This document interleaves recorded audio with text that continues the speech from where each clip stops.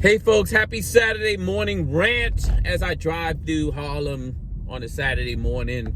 Got my workout in, so I'm chilling. Get past this rant, go back, enjoy my motherfucking Saturday. But I want to start out by saying it's the last rant of the year. So 31 rants in, that's like more than a half a year's worth of rants. I just want to thank supporters, whatever you call that, supporters, people who hit me in the DM and be like, yo, thanks for doing that. I can't say it. Glad you could say it. All y'all people who work for some of these toxic ass nonprofits where you got leaders that are just chilling, making money, using legal documents to shut people the fuck up so that nobody complains. It's insidious. It's crazy. I'm glad I'm able to speak up for y'all. I'm glad I position myself to be able to do so. When they cancel me, they should have canceled me all the fucking way. What would have made them think I wasn't coming back to fucking even things out a little bit? Anyway, I do this because I really want to see these nonprofits healthier and doing the right thing and shifts in leadership, if that's the fuck it takes. Because I've been in this work for, 2.5 decades, 23 years now.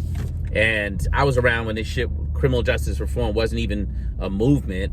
And so I saw what it took to build it. I saw where it was before. And I've seen some of the people who position themselves to be in leadership once other people put in hard work to create the momentum for there to be any philanthropy in this space. So I really do this so I can see shit shift back towards the original vision we had without all the leeches that have come on board. So thanks to my supporters. And then the haters, I said a little bit of it just now. Like, I appreciate the haters too.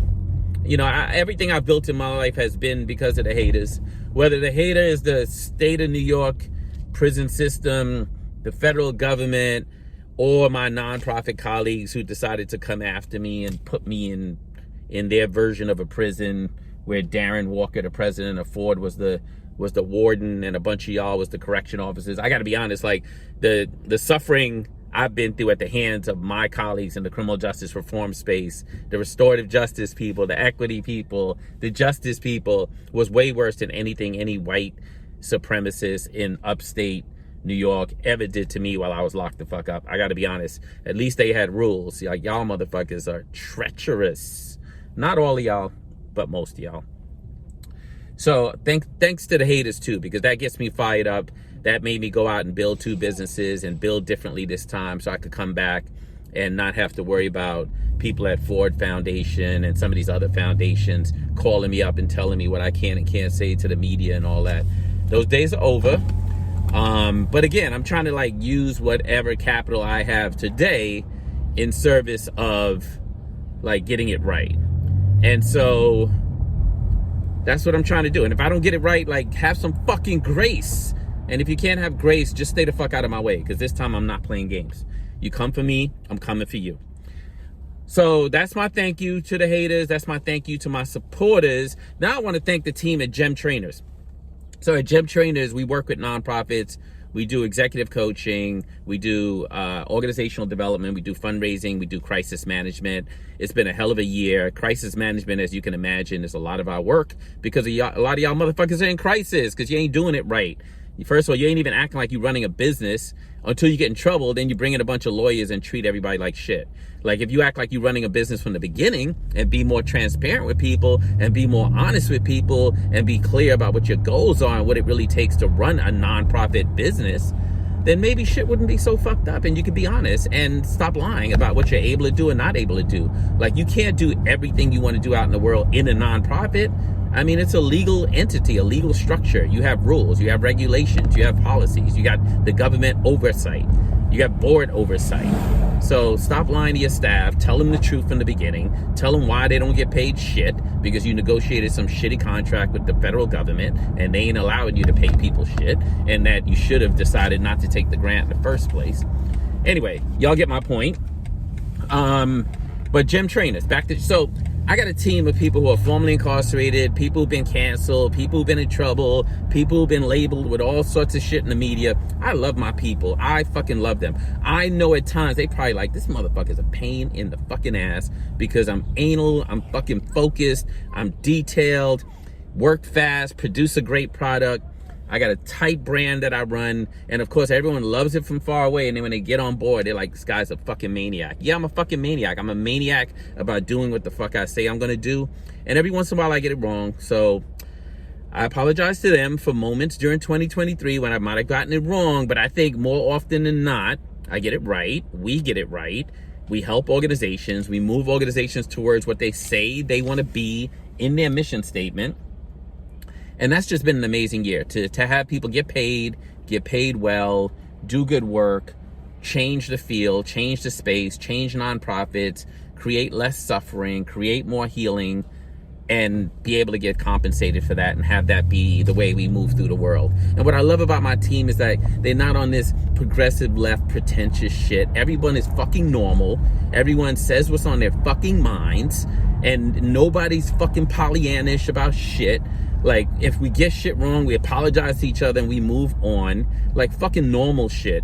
Normal fucking shit. Fuck the cancel culture people. Fuck the snowflake bullshit.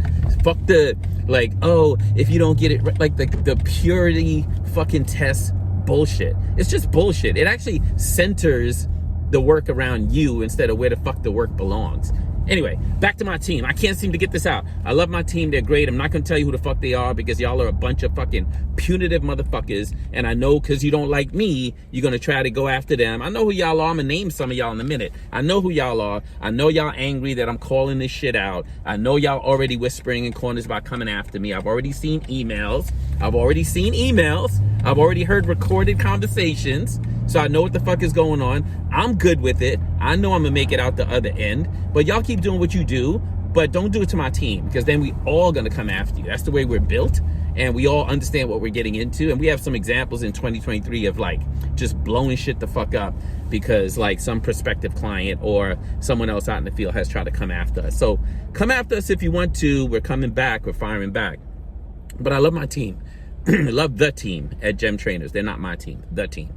End of year. So I had a rough year in real estate this year. Like, you know, it's been rough, man. Like, I bought 90 houses in 4 years, and then the interest rates went up because Biden is a fucking idiot and the Federal Reserve's are fucking idiots as far as I'm concerned. Who the fuck puts interest rates up that fast? I'm trying to house formerly incarcerated people and people on Section 8, and I almost lost my shirt. I had to file bankruptcy when y'all motherfuckers canceled me back in 2017. I almost had to file bankruptcy again, but I'm making it through. I think 2024 is going to be a good year. I'm going to shrink a little bit, go a little bit backwards, not be able to provide as much low-income housing as I wanted to, but I've learned a lot of lessons, made enough money to not give a fuck about much of anything and shit. Like, I don't even know if I want to do this shit anymore. I might.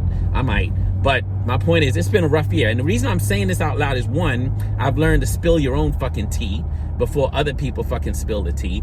And number two, I want to like not have people look at me and be like, oh, he's doing well. Because one thing I learned in the nonprofit space is like, the better you do, the more people come after you.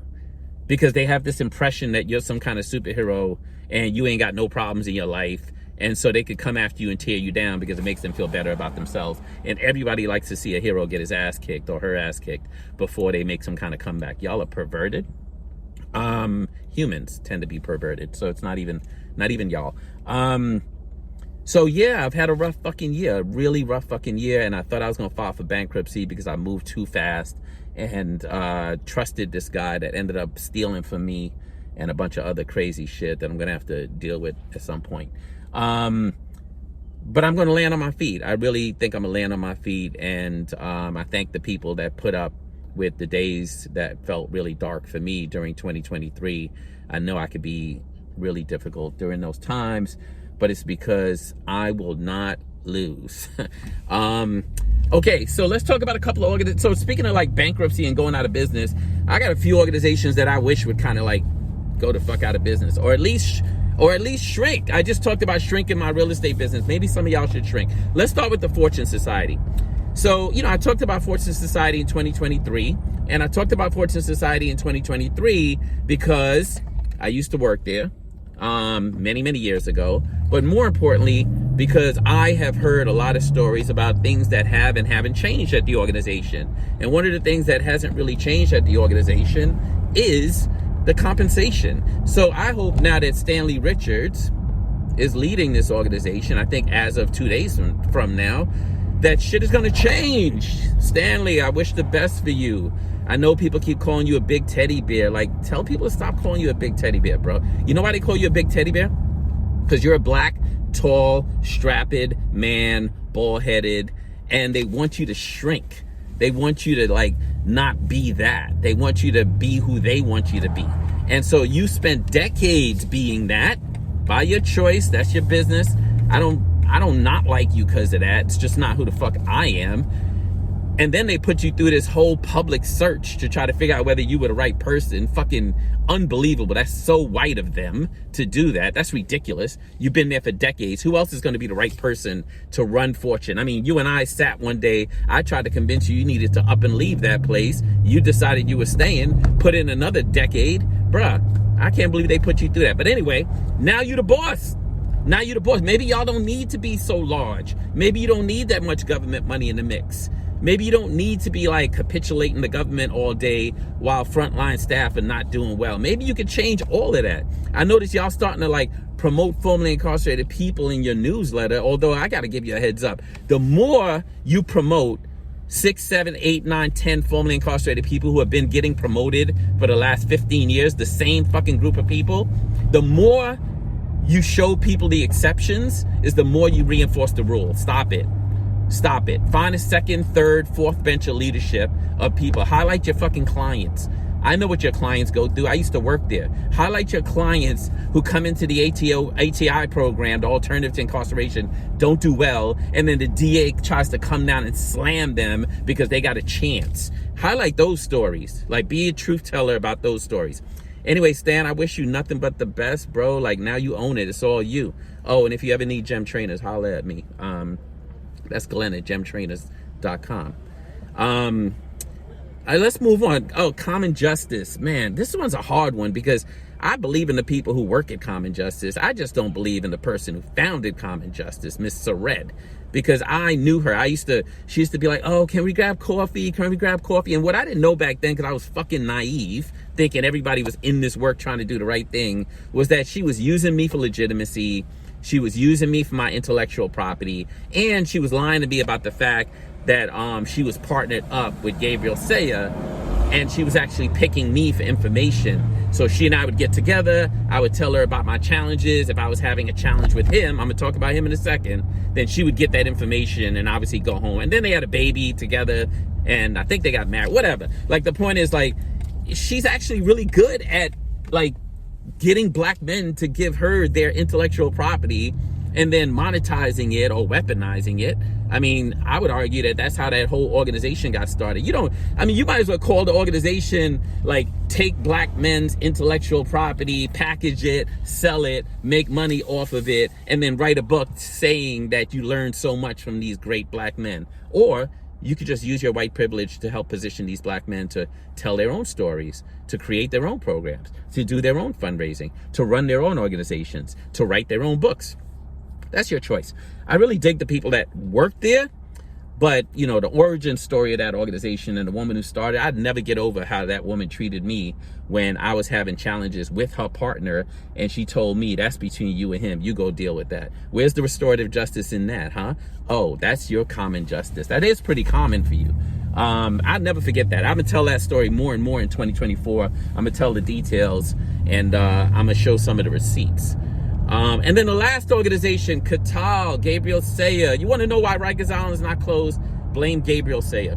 Talk about white male privilege coming into criminal justice reform, pimping out black people, particularly formerly incarcerated black people, so that he has legitimacy, so that he can raise money. Not that much different than his partner. They belong together. Perfect couple.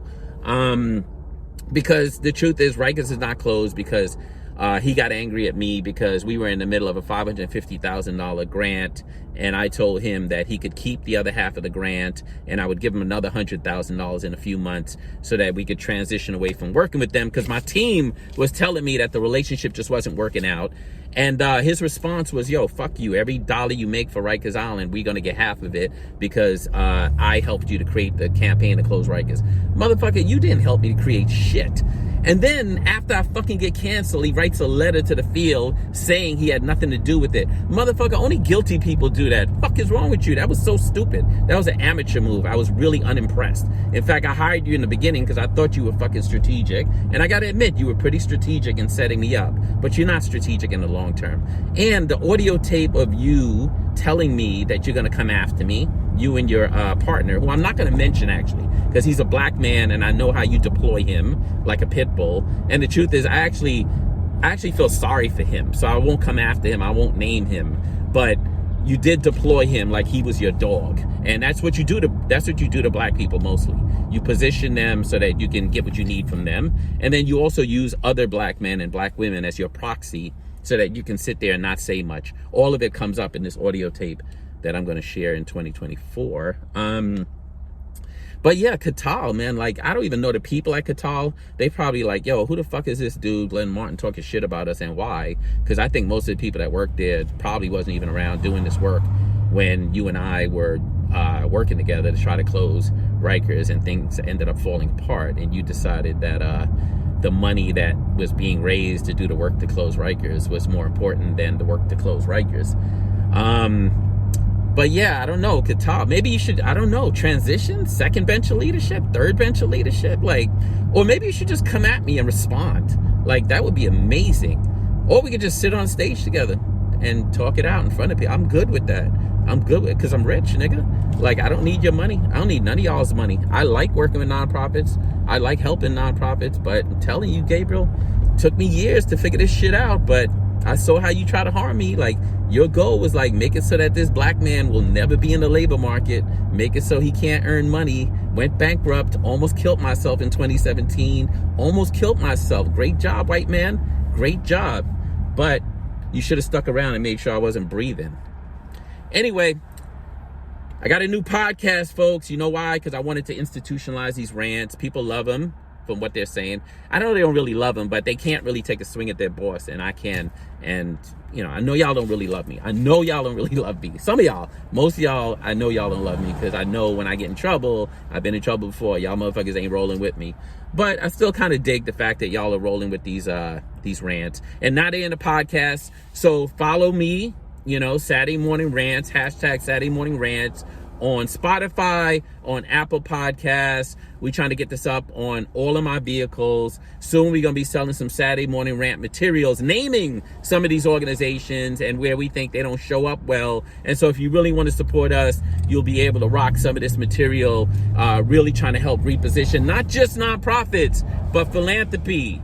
I know y'all scared of philanthropy. I know, like, you know, I had my little thing with the Arnold Foundation a few weeks ago, and y'all was like, yo, you 100% right, but you on your own, my nigga. I hope y'all don't feel like that in 2024, but I get it. I get it. If you work in nonprofit, you really are a slave to philanthropy, but I'm not. So I'm probably going to be calling out some folks in philanthropy too. And it's not because I want to see people go, some people, and it's not because I want to see the movement not be here, because some of y'all like, oh, he's going to take money away from the movement. I ain't got that kind of power. Who the fuck am I? I ain't got no power. I can't end the movement. I can help build one. But I can't end the movement. And what I'm really trying to do is actually make sure the money goes to the right people for the right reasons.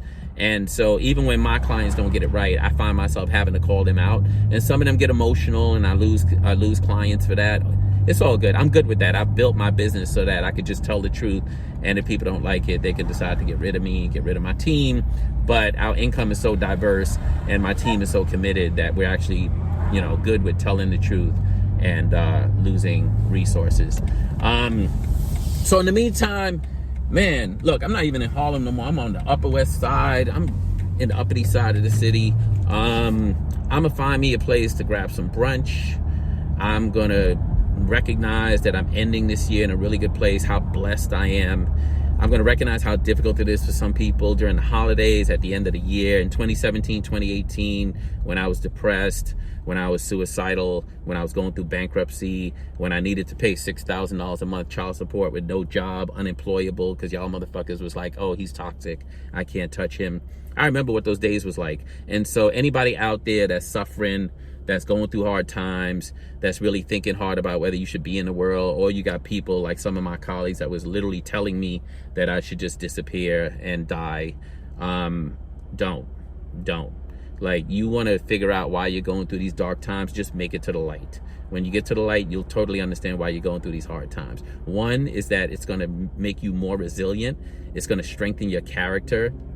It's going to just expand the tools that you have to tackle life. But more importantly, it's going to position you to help other people that are going through tough times. And that's the magic at the end of the road when you're going through a dark tunnel. Look around for who's rolling with you, because those are your people for life. You know, remember the people who didn't roll with you, because guess what? They're going to come back. But it doesn't mean you have to dismiss them, but it means that you have to remember that when you were in a dark place, they weren't rolling with you. That's okay. Most human beings are like that. But remember the people who did roll with you. Happy New Year, folks. I can't wait till 2024. We're going to have a good time together. We're going to have ups and downs. Life is full of ups and downs, but we're going to have a great time together. Hit me in the DM with ideas that I should be talking about. Hit me in the DM about organizations I should be talking about. Hit me in the DM with things that are happening internally that you want me to expose. I promise not to blow you up. I'm the best keeper of secrets. Trust me. I got a treasure trove of receipts from this nonprofit space. I'm a great keeper of secrets. So hit me up. And if you just need my help, hit me up. Don't always ask me for money. I know people ask me for money a lot. I give away money sometimes, but I really do it when I want to do it. It's not much that can sort of make me do it. And I don't want hurt feelings between us, because I'm very direct and very blunt, and I will say no. Look, don't let nobody steal your rainbow. Have a great last couple of days of 2023. And best wishes to you and your loved ones and your family and your colleagues and whoever you love in this world for 2024. Peace.